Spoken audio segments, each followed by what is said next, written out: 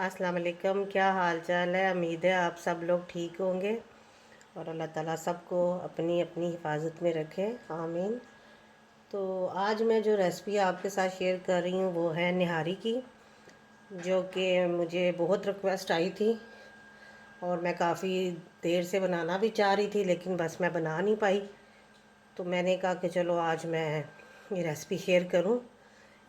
एक शाजिया हैं जिन्होंने ये रिक्वेस्ट की थी, उन्होंने कहा था कि ये रेसिपी बना के दें। तो ये रेसिपी शाजिया जी के लिए है, क्योंकि उन्होंने बहुत रिक्वेस्ट की थी और मैं डिले करती रही क्योंकि मेरे पास बस टाइम नहीं था। तो निहारी जैसे कि आपको पता है कि बहुत टाइम लेती है, तो मैंने कहा चले आज बनाती हूँ। तो ये आज मैंने ये निहारी बनाई है, तो रेसिपी चले शेयर करते हैं। चलें फिर अपनी रेसिपी की तरफ चलते हैं। मेरे पास 2 किलो लैम है और आधा किलो हड्डियाँ हैं, तकरीबन 2.5 kg है ये। तो हड्डियाँ इसमें डालनी बहुत ज़रूरी होती हैं, क्योंकि नहारी में हड्डियों का जो शोरबा बनता है उसका टेस्ट ही अलग होता है।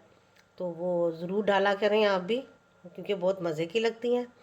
बाकी जो ड्राई इंग्रेडिएंट्स हैं उनमें से ये सुरख मिर्चें ली हैं, जो कि 2 टीस्पून है, आधा टीस्पून हल्दी है, 2 टीस्पून नमक है, 1 टीस्पून ज़ीरा पाउडर है, 2 टीस्पून हरा धनिया पाउडर है, और फिर उसके साथ है ये निहारी मसाला, जो कि 2 टीस्पून इसमें मैंने डाला है और 2 ही टीस्पून मैं बाद में डालूँगी एंड में। तकरीबन टोटल जो है वो 4 टीस्पून हो गए। थोड़े से साबुत लौंग है 5 से 6, एक बड़ी इलायची है, एक दो छोटी इलायची है, जायफल है, जावित्री है और स्टार है, और उसके साथ तेज़पात है, ये जो कि मैं इसमें डालूँगी। और पिपली जौन सी होती है वो बहुत ही ज़रूरी होती है निहारी के मसाले के लिए, जो कि ये मैंने अपने घर पिसा हुआ है मसाला, निहारी मसाला। उसकी भी किसी दिन आपके साथ रेसिपी शेयर करूँगी। तो वो मैंने उसमें डाली थी। और फिर 4 से 5 टेबल स्पून आटे के हैं, जो कि एंड में डलेगा। और ये है ऑयल जो सा एक है, तकरीबन 1 कप होगा, तो वो है। और 2 टीस्पून मेरे पास हैं लहसुन के पेस्ट के, और 2 ही टीस्पून हैं मेरे पास अदरक की पेस्ट के। तो ये सारी चीज़ें डलेंगी। अब मैं शुरू करती हूँ, इसमें शुरू करते हैं। अब मैंने इसमें डाल के अदरक लहसुन और ऑयल डाल के ये सारा भूनना शुरू किया है। तो अब इसको अच्छी तरह मैं भूनूंगी, फिर बाकी के मसाले इसमें बाद में डालूंगी। अब ये लैम ने ऑयल छोड़ना शुरू कर दिया, तो मैं अब इसको अच्छी तरह भुनाई मेरी हो चुकी है, अदरक डाल के जो भुनाई की थी। तो अब मैं इसमें बाकी के मसाले डालती हूँ। ये जो मैंने ये साबुत मसाले बताए हैं वो सारे इस मसाले में भी हैं। अगर आपने नहीं डालने तो ना डालें, लेकिन अगर डालने हैं तो आपकी अपनी मर्ज़ी है। लेकिन ये सारे इस मसाले में भी मैंने डाले हुए हैं, लेकिन मैं आपको दिखाने के लिए कहा था। इसमें से आप ये हो सकता है कि ना स्टार डाल दें, हरी इलायची और काली इलायची डाल दें, लौंग डाल दें। तो अगर नहीं वो चीज़ें, ये जावित्री वगैरह नहीं डालनी तो आप ना डालें, क्योंकि वो मसाले में ये सारी चीज़ें हैं। तो ये मैंने सिर्फ आपको दिखाने के लिए किया था। तो अब मैं ये मसाले सारे डाल रही हूँ।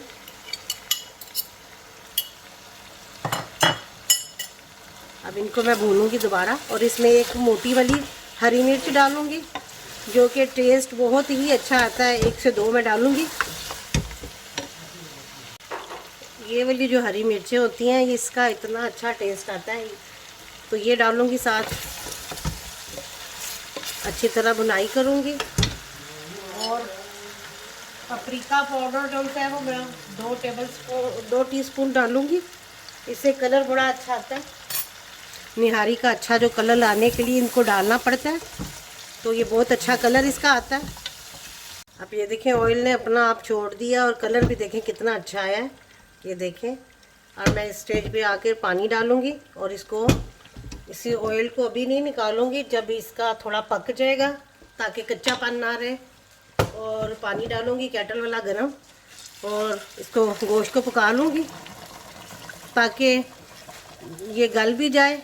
और उसके बाद जब मैंने आटा डालना हुआ तो इसको आटा डालने से पहले ये सारा इसका तरी जो सी होती है वो उतार लूँगी, ताकि वो बाद में ऊपर से डालेंगे फिर। अब मैं इसको पकने के लिए रख रही हूँ प्रेशर लगा के, तकरीबन आधा घंटा। देखिए कलर कितना अच्छा आया। मैं इसमें से जो बोटियाँ हैं वो सारी निकाल लूँगी, क्योंकि बोटियाँ वरना गल जाएंगी। हड्डियाँ मैं इसी में रहने दूँगी ताकि ये अच्छी तरह पक जाए और इसका अच्छी तरह असर आ जाए। तो ये मैं बोटियाँ निकाल रही हूँ, क्योंकि बोटियाँ इससे ज़्यादा अगर गलाई तो वो फिर बहुत सारी टूट जाएंगी।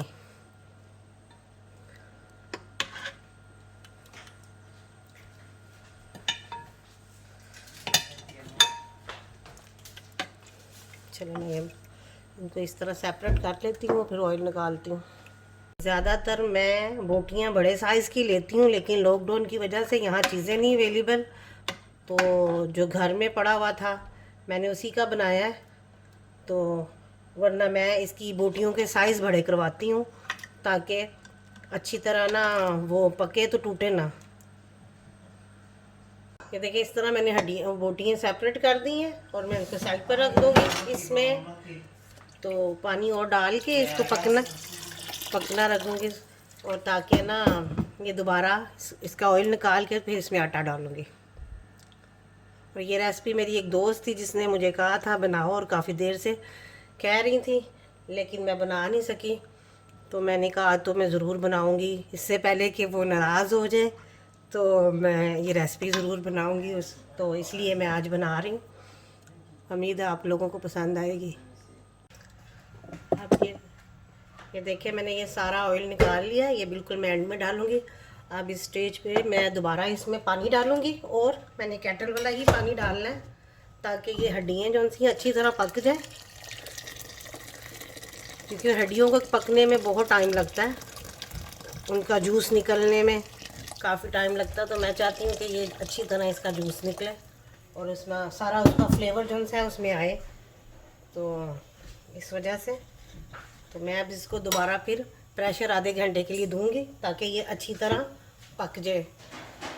ये देखिए हड्डियाँ इतनी अच्छी तरह ये गल चुकी हैं, इनका अच्छी तरह निकल आया, सारा सूप बन गया इसका। तो अब मैं इसमें आटा डालूंगी, और आटा डालने के बाद मैं इसका जो मसाला है वो भी साथ डालूंगी, जो मैंने आपको कहा था कि मैं बाद में भी डालूंगी।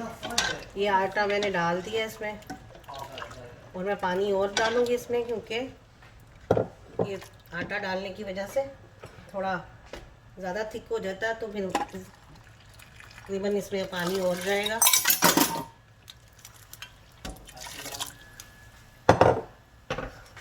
और अब ये आटा डाल के फिर पकेगा, ताकि आटा कच्चा ना लगे। अगर आप ना पकाएं तो वो आटा कच्चा रहता है, तो वो टेस्ट में अच्छा नहीं आता। तो अब इसको आटे को पकने दूंगी मैं, और उसके बाद मैं इसमें मैंने जो आपको कहा था कि मैं निहारी मसाला दोबारा फिर डालूंगी।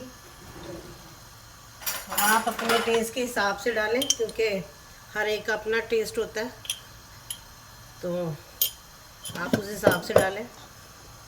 जितना आप तीखा खाना पसंद करते हो उस हिसाब से डालें।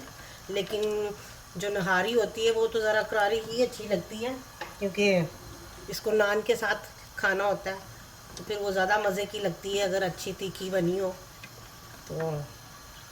लेकिन अगर आप लोग कम खाना पसंद करते हो तो आप भी कम खाइए, ना ज़्यादा डालिए।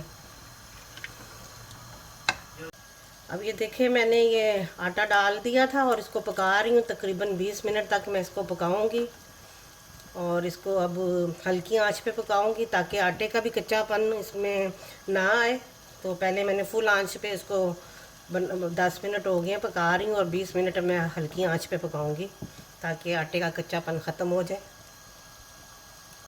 अब मज़ेदार सी लैम नहारी तैयार है, और ये शाजिया जी की रिक्वेस्ट पे मैंने बनाई है। उन्होंने काफ़ी देर से मुझे रिक्वेस्ट की हुई थी, तो आज मैंने उनकी रिक्वेस्ट पूरी कर दी है, और उम्मीद है उन्हें पसंद आएगी और फिर बनाएंगी और फिर बताएंगी कि कैसी लगी ये रेसिपी।